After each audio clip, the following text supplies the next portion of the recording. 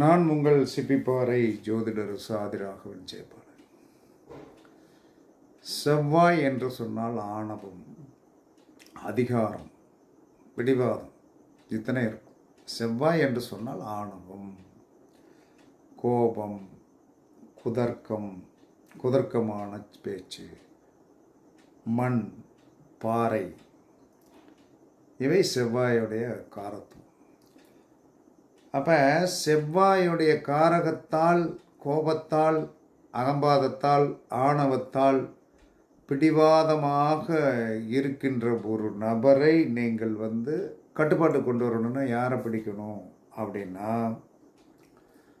குருவை பிடிக்கணும்.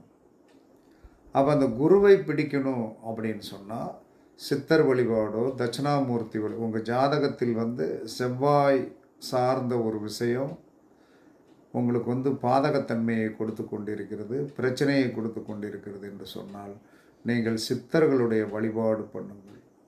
சித்தர்களுடைய வழிபாடு பண்ணணும். தட்சிணாமூர்த்தி வழிபாடு வியாழக்கிழமை மஞ்சள் துணி எடுத்து கொடுத்து அவருக்கு வஸ்திரமாக கட்டி கொண்டக்கடலை மாலை போடுங்க. செவ்வாய் கண்ட்ரோல் ஆயிடுவார். அதற்கடுத்து என்ன சொன்னான்னா, இந்த செவ்வாயை குரு வீழ்த்திடுவார். ஏன்னா அவ்வளோ பெரிய செவ்வாய் என்பது பாறை, கடினமான மண். அப்போ அந்த கடினமான பாறையிலும் என்ன சொன்னால் அரச மரம் முளைச்சி வரும். எப்படி அப்படின்னா, அரசு என்பது குரு. எனவே செவ்வாயுடைய செயலை நாம் குறைக்க வேண்டும் என்று சொன்னால் குருவை நாடு. குருவை நாட நாட நாட என்ன சொன்னான்னா செவ்வாயுடைய பாதகம் குறையும். செவ்வாயுடைய பாதகம் குறையும்.